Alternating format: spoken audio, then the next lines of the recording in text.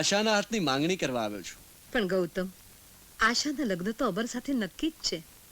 એ ક્યારે નહીં બને. શું? અને એટલું યાદ રાખજો કે મારી માંગણી તમે ઠુકરાવશો તો તમે માં દીકરી ક્યાંય ના નહીં રહો. એટલે તું ધાક ધમકીથી આશા સાથે લગ્ન કરવા માંગે છે? તમે જે સમજો તે, પણ કોઈ પણ જાતનો નિર્ણય લેતા પહેલા એટલું યાદ રાખજો કે તમારું આ ઘર મારે ત્યાં ગીરવી પડ્યું છે.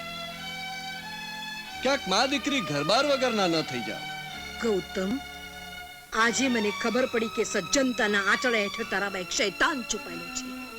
અને તારા જેવા ચારિત્ર્યની જોડે મારી ગાય જેવી દીકરીના લગ્ન હું કદાપી નહીં કરું. આ તમારો આખરી નિર્ણય છે? હા. આનું પરિણામ શું આવશે તે તમે જાણો છો? પરિણામની મને પરવા નથી, પણ કોઈ પણ માં પોતાની એકની એક દીકરીને સગી આંખે તો કુવામાં ન જ નાખે. ચાલો જાયથી. ઠીક છે, જાઉં છું, પણ એટલું યાદ રાખજે ડોશી કે ગૌતમ જાળ નાખે ને એની જાળમાં ફસાય નહીં એવું માછલું દરિયાના પેટાળમાં હજી જન્મ્યું જ નથી. ગૌતમ, તું? હા આશા, તારી માને સમજાવજે કે એમનો આ નિર્ણય એમને જ ભારે પડશે. નિર્ણય? માં, માં, માં, આ શું? તારી આંસુ? શું ગૌતમે કંઈ કહ્યું? હા બેટા, ગૌતમ ધમકી આપીને ગયો છે. ધમકી? શાની ધમકી? બેટા, એ કહી ગયો છે કે તારા લગ્ન એની સાથે નહીં કરું તો એ આપણને બરબાદ કરશે. માં, હવે શું થશે માં? જય શ્રી કૃષ્ણ બેન. કેમ છે બેટા આશા? જય શ્રી કૃષ્ણ. પ્રણામ આવો, આવો. કાકા. સુખી રહો બેટા. બેસો મુનિમજી. બેન, આજે હું મુનિમજી તરીકે નહીં પણ એ ઘરના વડીલ તરીકે આવ્યો છું. બોલો ગોપાલદાસ, શું હુકમ છે?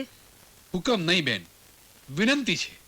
અમારા તરફથી આ શ્રીફળને સવાર રૂપે સ્વીકારી લો. અમારા અને આશાના લગ્ન નક્કી થઈ જાય એટલે એક જવાબદારીમાંથી મુક્ત થાવ.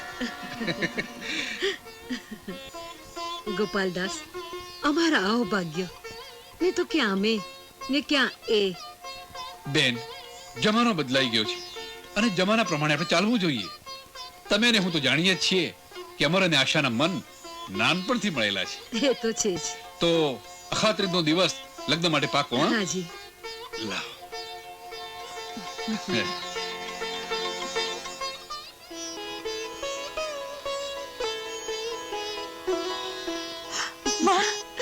આશા બેટા, આશા, તારી ઈચ્છા પ્રમાણે મેં તારા લગ્ન નક્કી કરી દીધા છે દીકરા. માં, તને કેવી રીતે સમજાવું કે તે મને સુખનો એ ભંડાર આપ્યો છે સુખ અને દુઃખ તો જીવનના બે પાસા છે બેટા. પરંતુ એક વાત હંમેશા યાદ રાખજે કે પૈસાને પ્યારો ન ગણતા પતિને વાલો ગણજે. કારણ કે જગતમાં સ્ત્રીને માટે સૌથી મોટું સુખ તો એનો પતિ જ છે. માં, પરમેશ્વર ગણીને હિન્દુ સ્ત્રી પતિની પૂજા કરે છે. અમરમાં મને સાક્ષાત પરમેશ્વરના દર્શન થયા છે. હું કેટલી ભાગ્યશાળી છું કે મને એની પત્ની બનવાનું સૌભાગ્ય પ્રાપ્ત થયું. આશા, અરે દીકરા, આ શું કરે છે? કાકા, તમારા પગની ચરણ જો માથે ન ચડાવું તો મારા જેવો બીજો નગુણો કોઈ ન કહેવાય. તમે મને પિતાનો પ્રેમ આપ્યો, માની મમતા આપી અને મારા અંતરની ઈચ્છા પૂરી કરી. કદાચ જો આજે મારા પિતાજી જીવતા હોત તો એ પણ આટલું બધું કરત કે કેમ? અરે દીકરા, શેઠ તો દેવનો અવતાર હતા, દયાના સાગર હતા. એમના આશીર્વાદથી તો આજે મારું નાવડું ચાલે છે. એમના પુણ્ય પ્રતાપે તો ઈશ્વર રોટલો આપે છે. બસ હવે તો આ આંખોને એ જ જોવાના વર્તા રહ્યા છે કે આ ઘરમાં આશા બહુ આવે અને એક નાનકડું ફૂલ ખીલે અને એને હું નાના શેઠ કહીને રમાડું.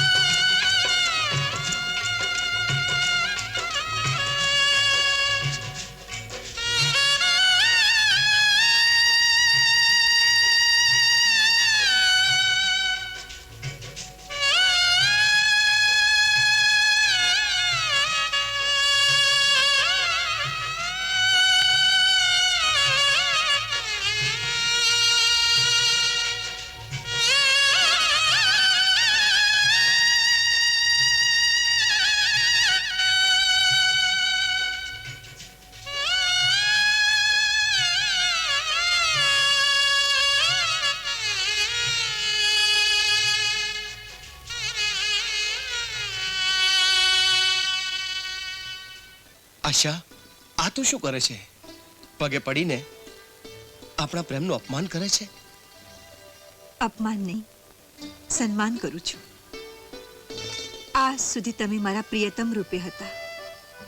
આજથી પતિ પરમેશ્વર રૂપે પૂજાની શરૂઆત કરું છું. આશા, લોકો કહે છે કે સપનાઓ સાચા પડતા નથી, પણ તને આજે આ ઘરમાં આ સ્વરૂપમાં જોઈને મને થાય છે કે મારું સપનું સાચું પડ્યું. અમર, મને સપનું ગણીને કોઈ દી ભૂલી તો નહીં જાઉં ને. આશા, આજે તને મારી ઉપર આ વિશ્વાસ કેમ આવ્યો? જ્યાર સૃષ્ટિનું સર્જન થયું ત્યારથી પ્રેમ કે લગ્ન બંનેમાં સ્ત્રીએ જ ભોગવવું પડે છે. પ્રેમ કરીને છૂટા પડે તોય દુઃખ સ્ત્રી જ ભોગવે, ને લગ્ન કરીને પતિ છૂટો પડે છે તોય દુઃખ સ્ત્રીને જ પડે છે. સહન કરવાનું માત્ર સ્ત્રીના નસીબમાં જ હોય છે. નસીબના ખેલ આગળ ઝૂકી જાઉં એટલો હું નબળો નથી આશા. તારું આ રૂપ જોઈને એકવાર તારી પાછળ પાગલ થયેલો પુરુષ કોઈ દિવસ પણ તારાથી વિખૂટો પડી શકે ખરો? હા? આશા, અમર, આશા. શેઠજી, આપે સોંપેલી જવાબદારીમાંથી એક ફરજ તો પૂરી. ઘરમાં લક્ષ્મી જેવી વહુ આવી. બસ હવે નાના શેઠ સંસારની જવાબદારી ઉપાડી શકે એવા આશીર્વાદ આપજો શેઠ.